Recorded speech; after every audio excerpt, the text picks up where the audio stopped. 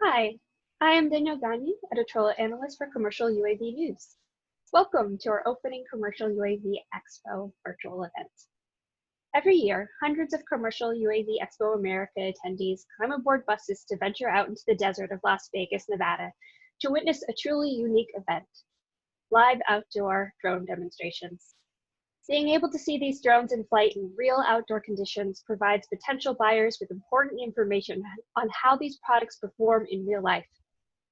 Many of the people who attend are looking for new solutions to take back to their companies, and these demonstrations provide them with tangible evidence of what these drones can accomplish. Although this year's event is virtual and not quite the same as the Nevada desert, we're excited to introduce the first ever virtual outdoor flying demonstrations. Different from our other product showcases that will be aired today, these videos feature products in action, same as what you'd expect from a live event. During the demos, we will have live staff from each of the companies available to answer your questions in real time through the chat box. This is a great opportunity for anyone who is interested in these systems to engage in a conversation with expert representatives and get answers to your questions so you can make informed decisions for your operations. Thank you for joining us today. And without further ado, let me introduce our first demo. Sabrewing Aircraft Company is the creator of the world's first heavy lift eVTOL cargo UAV.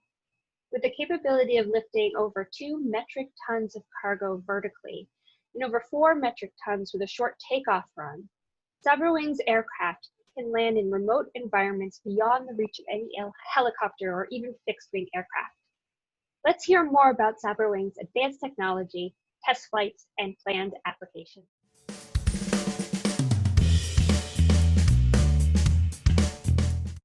Sabrewing started in 2016, with the concept of flying from the Fukushima robot test base in Japan, to the Silicon Valley in California, non-stop and unrefueled. The initial design of the long-endurance UAV was dubbed the Draco Air Vehicle, and would be able to cruise at 22,000 feet, at speeds of up to 150 knots. The Draco was designed to participate in the Pacific Drone Challenge, or PDC as it was also known, to determine if commercial UAVs could fly for long periods of time, safely and efficiently.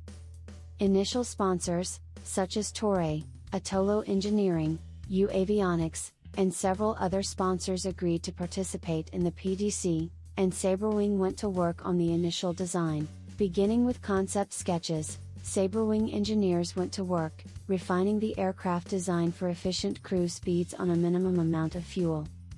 Initial designs investigated the use of batteries, but then, as today, none exist that can provide enough power for over 48 hours of flight time. Even with a battery extender motor, the batteries would be too heavy, and intolerant of the sub-zero temperatures for long periods of time above 20,000 feet. The first draft of the Draco Air Vehicle called for the use of a Wankel rotary engine driving a generator. This configuration, known as a series turbo-electric drivetrain, is the cornerstone of all Sabrewing designs to this day. In essence, the Draco was designed to be a flying electricity generation plant that carried fuel for almost 5,000 nautical miles, at very high altitudes and nominal airspeeds. As Sabrewing executives toured conferences, shows, and events, to increase interest in the PDC, it began to speak with customers about how the Draco aircraft could be used for air cargo delivery. While there was interest in the PDC, there was much more interest in the use of the Draco as an air cargo aircraft. Would-be customers discussed their aircraft needs, cargo sizes, range, and other features that made for an ideal regional air cargo carrier. Basic requirements, such as the ability to fly immediately upon reaching their aircraft fleet, and specifically, without the need for new infrastructure to be built in order to allow for immediate operations, or the need for the aircraft to be able to carry standard ULD cargo containers, or even the need to use only jet fuel, were air cargo carriers must-haves. Sabrewing executives realized that it would be far easier to build a cargo aircraft that could one day fly non-stop across the Pacific Ocean, rather than an aircraft that is only built to fly across an ocean, and so the Regal Unmanned, VTOL, Regional Air Cargo Aircraft, was born.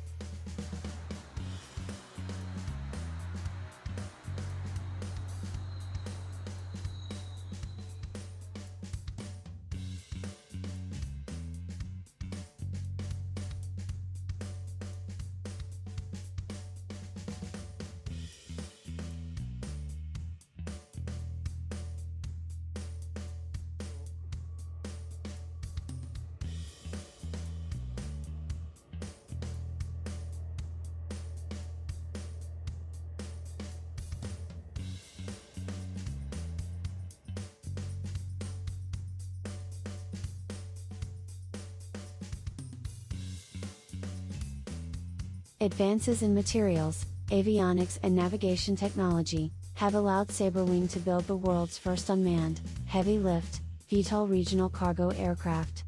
The Rigel aircraft is a remotely piloted air vehicle, and can be flown to locations where no fixed-wing airplane or helicopter is capable of going.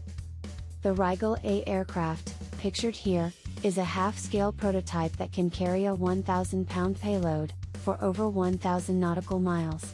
It can also fly at up to 22,000 feet, at altitudes that allow it to fly directly to most locations, out of the worst weather at most altitudes, but also allows it to remain clear of the bulk of manned air traffic. The Rigel B aircraft is a production version, and has the capability of carrying over 5,400 pounds of cargo, when taking off and landing vertically. When taking off with a very short takeoff roll, the aircraft can carry up to 10,000 pounds of cargo, and fly 1,000 nautical miles as well. The Rigel B can carry 2 fully loaded LD-1 containers, or 4 LD-2 containers, or 2 LD-3 containers, including the LD-3 reefer, or refrigerated cargo container, as well as provide electric power to keep the container at the proper storage temperatures. The Rigel payload of containers or bulk cargo is loaded through the nose of the aircraft, and does not require the use of special cargo handling equipment, which is useful when delivering cargo to the most remote locations. Finally, the Rigel can weigh itself automatically, and provide the cargo loaders with an accurate weight and center of gravity before the flight, to assure that the aircraft is always within its loading envelope. Beginning in April of 2020, Sabrewing was the first company to be awarded a contract, under the new Agility Prime program, by the United States Air Force.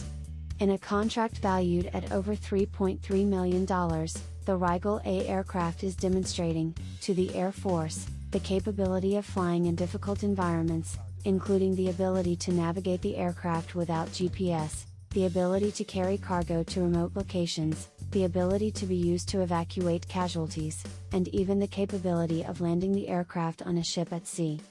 The Rigel aircraft are ideal for any air cargo fleet. They can operate at 60% lower operation and maintenance cost than a similar fixed-wing, single-engine aircraft, yet carry almost twice as much payload weight as its closest twin-engine competitor. Whether it's for air cargo, disaster relief, firefighting, or the transport of high-value cargo, or even emergency medical evacuation, no other aircraft manufactured can provide as much capability as the Sabrewing Rigel. Sabrewing is redefining the future of air cargo. For more information on the company, or to find out more about our incredible aircraft, please visit us at www.sabrewingaircraft.com. Cargo unloading and loading is accomplished easily on the Rigel aircraft. While the latches are manually opened on the ground for the Rigel A aircraft, as shown here, the Rigel B aircraft has latches that can be opened by the remote operator, once the aircraft is on the ground. After the latches are unlocked, the nose control actuators move the nose cone upwards to allow access to the integral ramp, and cargo can be removed through the nose of the aircraft. The aircraft has a convertible floor that allows for carrying containers or bulk cargo. The cargo hold floor is easily reconfigured from bulk cargo to containers within about 5 minutes, simply by flipping over the cargo floor panels to expose either rollers, or a flat floor. The Rigel contains an onboard winch at the back of the cargo hold, which allows the cargo handling crew to place a cargo container at the edge of the fold-down cargo ramp, and winch aboard a fully loaded cargo container. 2 containers can be winched aboard at the same time, and once the containers are on the aircraft, they are locked into the roller floor to prevent movement during flight. Another feature not shown here is the Center of Gravity Optimization System, or CGOS. This system automatically weighs the aircraft once it's loaded, and informs both the ground crew and the remote operator whether the aircraft is within the correct CG envelope for the flight. If the aircraft is not loaded properly and exceeds the limitations of weight or center of gravity, the CGOS will not allow the nose of the aircraft to close and will also prevent the aircraft from taking off, until the aircraft is correctly balanced. The CGOS will provide information to the ground crew on how much weight to move forward or aft, within the cargo bay, in order to bring the aircraft into compliance with proper weight and balance.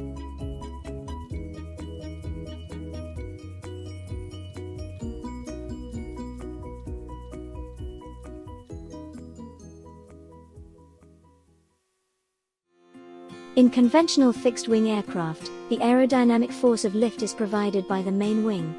The main wing must produce enough lift to carry the entire weight of the aircraft. Vertical takeoff and landing aircraft, or VTOL, as they are commonly known, do not become airborne by relying on the lift provided by the main wing. If, for example, the aircraft with its fuel and cargo weigh 4,000 pounds, the aircraft must produce more than 4,000 pounds of thrust in a downward direction, in order to lift the aircraft into the air without relying on the lift normally provided by the main wings. Helicopters do this by rotating their wings over the aircraft to produce lift. In the case of VTOL aircraft that use ducted fans, like the Rigel aircraft, this must be done by producing thrust from 4 motors at each corner of the aircraft. The Rigel A's ducted fans can produce over 5,000 pounds of thrust to lift the aircraft in the air vertically. Once the aircraft is in the air, the ducted fans can then rotate along the water line of the aircraft, to begin propelling the aircraft to an airspeed that allows the main wing to bear the weight of the aircraft. The aircraft does the same thing in reverse, to slow down and stop so that it may land vertically.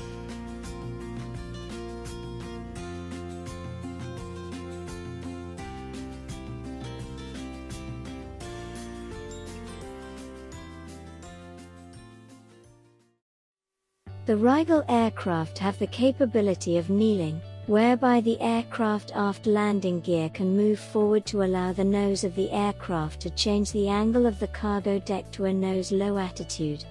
In this way, the Rigel can unload containerized cargo by gravity, without the need for ground handling crews to be present to unload the aircraft, or the need for specialized cargo handling equipment. Once unloaded, the aircraft can then back up and close the nose. The aircraft can reverse the process, allowing it to load cargo on the loading ramp, and then lowering the aft landing gear to tilt the nose upward to allow the containerized cargo to be easily moved forward or aft, to adjust the center of gravity on the aircraft. The landing gear can also be used to change the angle of the wing on the ground for very short takeoffs, to decrease the amount of distance required for the aircraft to become airborne.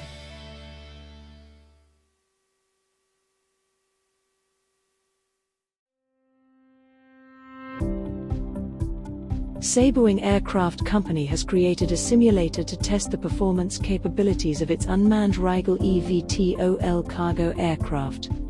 Building upon an extensive computational fluid dynamics analysis, and following the wind tunnel and flight test of its 1/8 scale of the aircraft, a high-accuracy aerodynamic model was created for use in this simulator.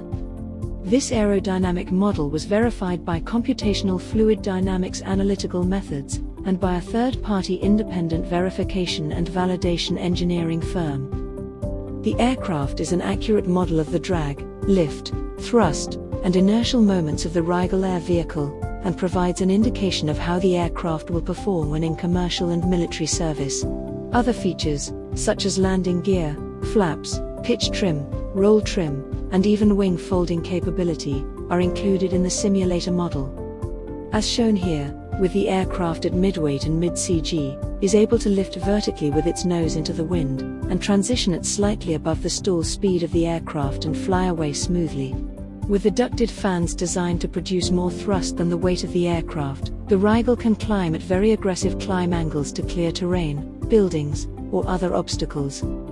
The simulator provides an ideal platform to define the aircraft's operating envelope, and can be pushed beyond the limits of that envelope, without risking the real aircraft or air crews, to define under what conditions the computer will maintain safe flight parameters, in any phase of the flight.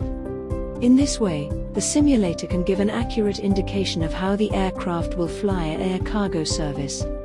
While the remote pilot ground station will not have a throttle, control stick, or rudder pedals, the simulator helps Sabrewing to integrate the autopilot or auto-flight system with other black boxes, while still on the test bench.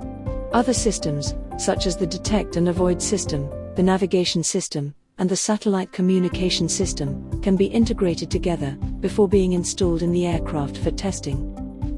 The Sabrewing simulator also provides an accurate picture of operations to customers.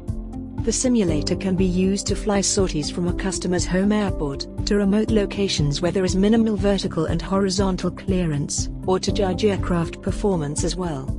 Sabrewing leads the unmanned, eVTOL cargo aircraft industry with its designs and innovations. If you're interested in the purchase of Sabrewing's aircraft, please visit us at www.sabrewingaircraft.com.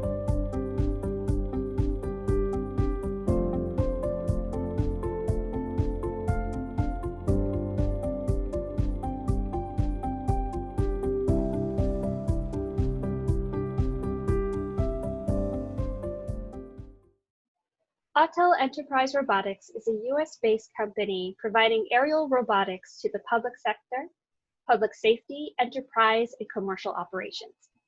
Offering the highest resolution thermal imaging available to the civilian market, the current EVO 2 series aircraft are purpose-built for automated and manual flight in law enforcement, fire, security, inspection, and mapping. It provides survey-grade capable data with ingrained data security. Today, you'll hear about how first responders utilize Autel solutions in real-life applications when safety, seconds, and precision counts.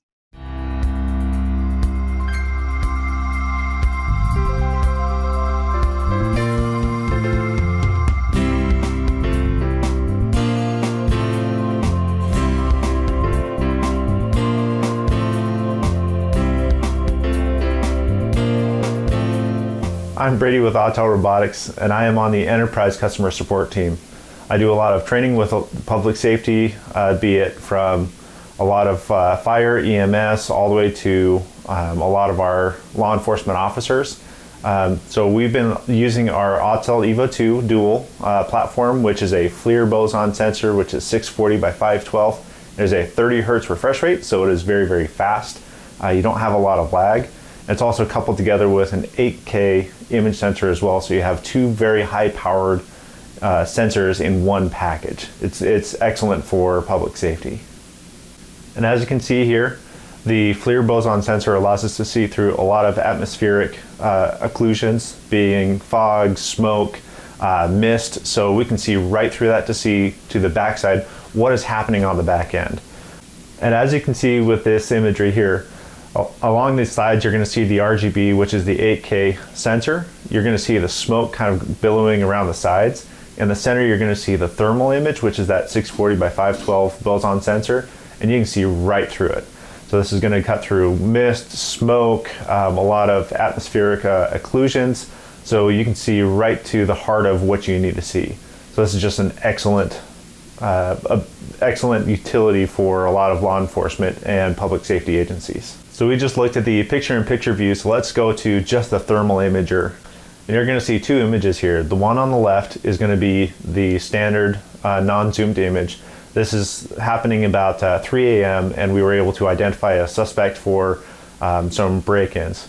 And then on the right-hand side, if you're going to look, you're going to see that there's going to be a zoomed-in image. This is going to be just shortly after handcuffing that suspect. You're able to use different palettes with this camera. We've got 10 separate palettes, but the most common is going to be the white hot, black hot, and the rainbow.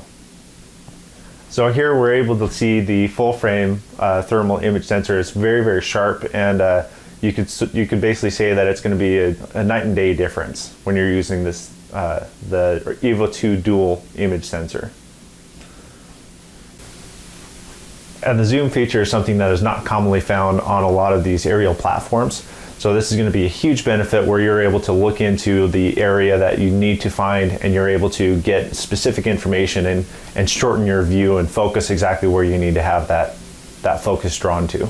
And in addition to the thermal image sensor, you have a high-powered 8K image sensor, which is excellent for mapping solutions.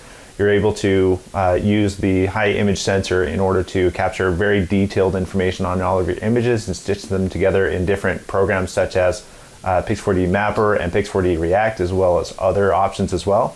And it's great to have both image sensors in one payload, so you don't have to swap out the gimbal every time that you need to do one or the other. This is going to be fantastic for doing a lot of crime scene reconstruction. We frequently do a lot of nighttime reconstruction, and we're able to use the dual sensors for a lot of our crime scene mapping and reconstruction webinars and different live events that we have. Now with the EVO 2 platform and the dual gimbal payload, both the image sensors, the RGB and the thermal, are both compatible with the live deck solution that we have from Autel as well. So you're able to broadcast both the RGB and that thermal sensor image back down to the live deck live into a TV or a command center, so that whoever is in charge of the operation can keep an eye on what the pilot is doing and make sure that everything is within the correct parameters as far as your camera settings. So it's a great addition to put into your kit and make sure that you have for your commercial enterprise operation. With the EVO 2 platform and the dual, we have a couple features that we'd like to highlight. Number one, you have an extremely long battery life of up to 38 minutes of flight. This just allows you to have a very efficient flight. You don't have to come down and swap out your batteries and worry about not having enough battery life. We also have different things as we have our 12 obstacle avoidance sensors that we're able to utilize to ensure that you have a safe flight, that you're not going to collide with anything in your area. On top of all that, Autel is very data security focused. So we make sure that you don't have to have any contact with Autel if you don't choose to do so. This means that geofencing, that we give you a updated warning just saying you're in a controlled airspace, but it's not a restriction. We don't require any account information, so you're able to fly without setting anything up with Autel at all. You also don't even have to fly with your device, being a phone or a tablet. You can actually fly using the controller that we have. It is a 3.3-inch OLED display screen, and you're able to look and see what the camera sees, both RGB and thermal, and you can swap between all of your settings in that as well. So it's very quick to set up. We usually clock it at about 30 seconds to get up into the air quickly and efficiently. And then additionally, with a lot of that, our public safety is really excited and happy that you can't really hear the drone. So we have a very low decibel count when we're flying the drone. The way that everything is swept, and it's just much more efficient. So we can fly lower without being heard, or if you want to fly it higher to map a specific area quickly, you're able to do so as well, and you can't hear anything in the air, which is fantastic. So with this next imagery that you're looking at, we're flying about 3/4 of a mile away from this protest crowd, as well as 300 to 400 feet above ground level. And we're not too close to the crowd. We're not instigating or antagonizing the crowd. We're not inciting that we're watching them. However, we are able to assess the situation with this overwatch, and no one knew we were there. So we're just able to identify and understand what's happening with that protest and make sure things are staying as a protest. And the automated features, coupled with the high imager sensors for both the RGB and for the thermal, is great for a lot of search and rescue missions as well. If you need to map an area quickly and get that information, you can throw that all through something like Pix4D React from the RGB sensor. And then you also have the thermal imager to make sure that you can identify if there's someone laying on the ground or maybe a lost animal in certain situations. So it's just fantastic in a multitude of different verticals and abilities that it has.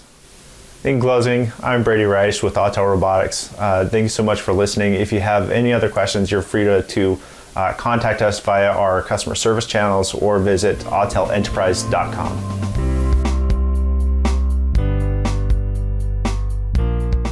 Hi, my name is Tim Grant. I'm with Autel Robotics. I'm a retired captain from the New York City Fire Department, and I'm here today to go over a couple of questions that I get fairly often. How is aerial technology changing firefighting? And how are thermal cameras on drones changing how firefighters work? More and more fire departments throughout the country are employing UAS applications, such as this here, EVO 2 Dual with thermal imaging capabilities. There are three major reasons why I can see that this is a major breakthrough in firefighting. One is the accountability of the members, the safety of the members, and the third one is it saves lives. Fire departments are finding that the use of drones are applicable in, obviously, fires, search and rescue, disaster response, hazardous materials responses, building collapses, damage assessments, identifying building construction, integrity assessments, arson investigation, and more. In the past, we've relied on tower ladders, aerial ladders, or maybe an adjacent building to get a good vantage point of the situation. Situational awareness is key, and any time that we can improve our size-up capability through the use of technology, it's a win-win. So the use of drones at fires, whether it be a residential fire, commercial building fire, brush fire, wildland fire, obviously the quicker we can get water on the fire, the better off and the safer everybody is. The use of drones has proven time and time again with case studies throughout the country at all different types of fires that a line will be in place much quicker by getting that early situational awareness. Drone technology can also be used at major types of emergencies like a train derailment, a plane crash, auto accidents, and again, hazmat incidents. Anytime we can get that bird's eye view of the emergency, we get a different perspective and we can make better decisions on and a better overall outcome. Thermal imaging. Obviously, we can see through smoke. Having that capability from the air is just a tremendous benefit. Finding the fire. A top floor fire is one of the most challenging fires we deal with, and the use of aerial technology has proven itself time and time again to help out the overall operation. The incident commander now has a better viewpoint of the overall operation on what's going on, whether a trench was cut and it's the right time to pull the trench. These are things that we would look at. Top floor fires can be very challenging. Having that thermal technology in the air and to be able to see the roof and see where the heat is traveling is tremendously beneficial. At times, the overhauling stage of a fire can be even more dangerous. Sometimes we get complacent, a little bit of smoke in the air, somebody falls through a hole. With the use of drones and mission planning, it makes search and rescue a lot easier and less expensive. A small town in upstate New York recently had a drowning where they had to call a helicopter from a neighboring county, and that became quite expensive. The town is now looking at establishing a drone program so that they wouldn't have to call in a helicopter for something like this, where they could throw it in a mission plan, and the drone would be able to fly that mission at much less the cost of having a helicopter. The use of drones are also very important now in disaster response, where we can assess situations remotely. We can create mapping missions. This would have proved very beneficial during Hurricane Sandy, where we had literally in the one section that I was working, there were hundreds and hundreds of people that were trapped on their rooftops. And we went from house to house to house to see who needed help. Drone technology at that time would have been very, very beneficial looking back at it. In the past, we depended on recon teams on foot to go in, assess the situation, call for the proper tools, whatever was needed. Now, with the use of a drone, you can get early recon. The recon team is still going to go out, but we can get early recon, and now we're going to shrink our reflex time for getting proper tools and equipment in place. Some of the most dangerous situations for firefighters are hazmat incidents. It's always beneficial to put a machine before a human. And if we think about the amount of time it takes to suit up anyway, to get equipped with all the proper PPE, a drone could be assessing the situation even sooner. With the use of thermal imaging from the air, we can tell liquid levels in tanks. We can tell if tanks are leaking. An overturned tanker truck from whether a rail or on the roadway, if there's a leak, a drone from the air could read what the placard says. We could identify what the product is, what the dangers are, what the evacuation distances are. This is all important stuff, and it can be done just while guys are getting dressed up in their PPE. One component of the UAS system that Autel Robotics has implemented is the use of live deck. So you have a drone pilot that's operating the drone with his controller, and typically you wouldn't want the incident commander looking over the drone pilot's shoulder. So with the use of the live deck, this gives us the ability to transfer the image that the drone is capturing to either a television screen, via an HDMI cable through the live deck, or to a tablet or to a computer where it can be streamed anywhere in the world. Drones are now being used at building collapses. This is a tremendous help in finding victims, particularly with thermal imaging. Prior to thermal imaging being on drones, we flew a drone at a collapse. It was a pancake collapse of a 3-story building, and there were certain voids that the pancake, because of the light of day, it was very dark inside the void, and the drone wasn't able to pick up a victim that actually was inside that void. Now, with the thermal capabilities of a drone, we would be able to see that. But any victims that are surface victims, we would be able to pick up through with the thermal imaging, or even just with the RGB cameras. Going back to having a really good vantage point, in the past we were able to use either a tower ladder or maybe an area ladder adjacent building. We had an incident with a car into a building, and the whole scaffolding and half of the building came down and collapsed on the car and the person in the car. But how much of that building do you want to start pulling away to get at the victim that's in the car before there could be more damage to the building or to firefighters that are actually going into the building? So now a drone that's flying around the building and getting a better size up. Remember, most departments aren't going to have an IC in the bucket to make decisions and to assess the situation. So now with the use of drones, at least the IC can see and hear if he's hearing what his rescue techs or firefighters are saying about the incident and where the damage is and what to be wary of. The better decisions can be made. Another important use for drone technology that firefighters are using is just integrity assessments, particularly in cities that have buildings that are, they're getting up there in age, and a lot of times bricks are falling, particularly in the wintertime, things start to freeze. There was a prominent person in New York City that was killed last year from a fallen brick, and these buildings need to get regularly assessed. So rather than putting up a whole scaffold along the side of the building, which would be very expensive, the use of drones and their superior imagery. Today, the Autel drone has a 6K and an 8K RGB camera. We're able to assess the integrity of the bricks on the building, and we can identify what needs to be fixed first. Overall, if we just go back to firefighting 101, where we use 13-point size up, 15-point size up, whichever acronym you use. I'm used to COLE was wealth. I know that's a popular one.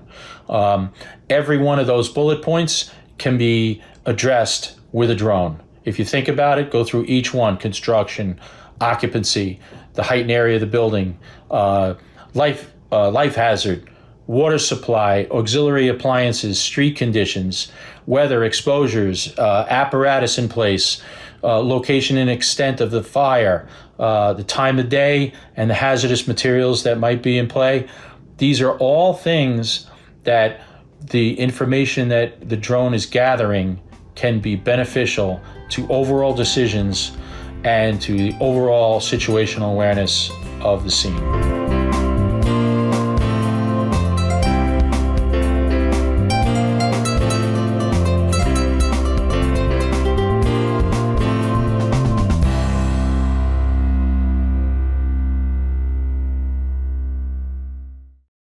Thank you for joining us for the second session of Virtual Outdoor Flying Demos. We hope you will join us for our Emerging Tech Showcase, which will first feature presentations from Skydio, MicroSense, Regal, and Sabrewing Aircraft Company.